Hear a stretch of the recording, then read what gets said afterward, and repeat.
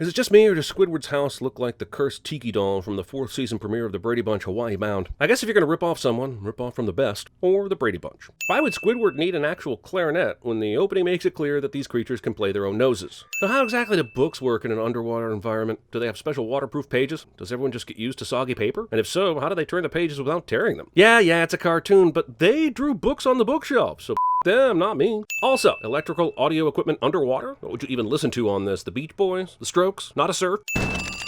Landlines. Sea lions? Sea lions? Why is there visible spit shooting from his mouth and dropping, when even if you could see it in the water, it would just be floating in front of him? I'm beginning to think this cartoon isn't actually concerned with the actual ramifications of living in a pineapple under the sea. I do have a band, and we're gonna play that bubble ball. Character tells a lie out of pride and then spends the rest of the episode trying to make that lie true, cliche. Good luck next Tuesday. I hope the audience brings lots of ibuprofen. Question: why would Squilliam Fancyson from band class call and offer this primo gig to someone who they think sucks at playing music? The episode seems to indicate that the Squilliam Fancyson from band class wants to prove that Squidward doesn't actually have a band and works in fast food. But aren't there better ways Squilliam Fancyson from band class could find this out that don't involve putting his own reputation on the line? I've got to drum up a marching band fast. Drum. Band humor. Band humor. The most sinful part of this ad isn't the fact that it says practice begins tonight 8:30 sharp, even though it never specifies the actual date. It's that it doesn't even give any contact info or address. Also reading. Practice begins tonight. I just want to confirm that the joke here is that Squidward snuck into people's homes and posted this ad in their showers. And I have to say, that's brilliant marketing. You're telling me you wouldn't remember it if you got in a shower and an ad was taped to your wall? We're going to start advertising our podcast this way, and if we get caught, I'm using the Squidward defense. Is mayonnaise an instrument? No, Patrick, mayonnaise is not an instrument. Have to disagree there, Squiddy. For some, mayonnaise is an instrument that makes your intestines play all kinds of awful music. Brass section, go!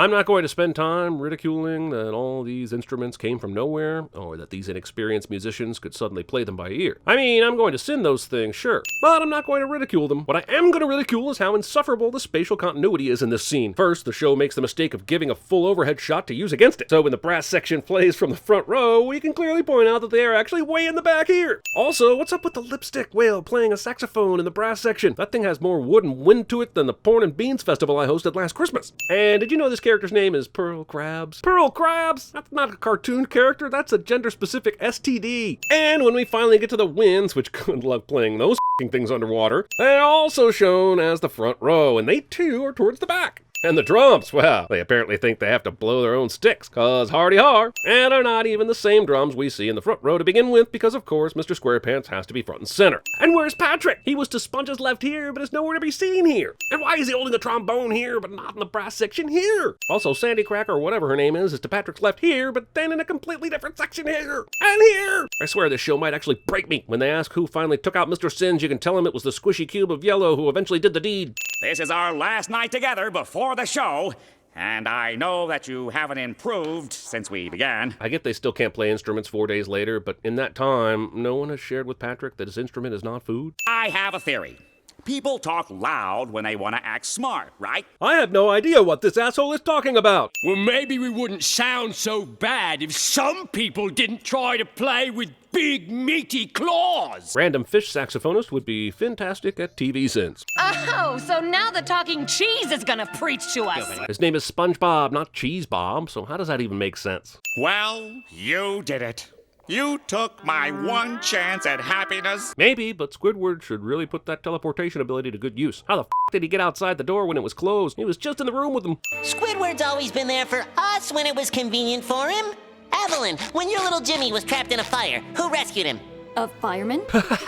Okay, fine. This show's dumb, but occasionally really funny. Take the sin off, but don't expect any more. They're just gonna have to find another band to play. If Squidward doesn't really think the band is showing up, why is he even here? Let alone at the band entrance. Why is Squilliam Fancyson from band class joining them on the stage for an event he told the organizers he couldn't attend with a band he never expected to be real? Planning committee for the Bubble Bowl should be fired immediately. These are some ugly-looking fish. So humans are just fully aware of SpongeBob and company and just roll with it? There's not enough alcohol in the world that would cause this kind of universal acceptance amongst a crowded football stadium. 2, 3, 4...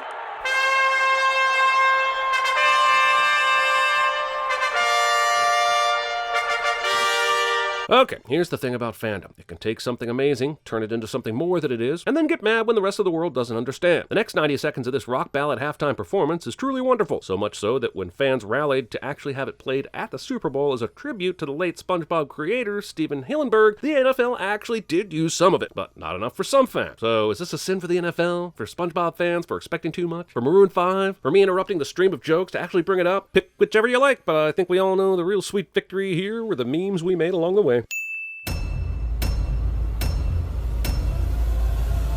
Do you think it's possible that your mom won't love you anymore if she sees how bad you're losing in the game?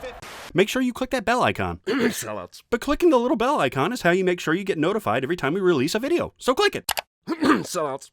And we're supposed to play the Bubble Bowl next week. And one time at band camp, How do you like that, fancy boy? I like it a lot. Okay, now, how many of you have played musical instruments before? Think, man, think.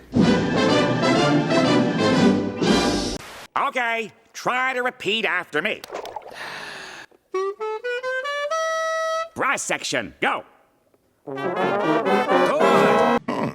Sounds sexy.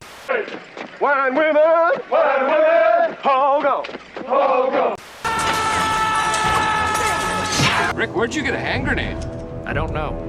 I really had expected better of you people. What do you mean, you people?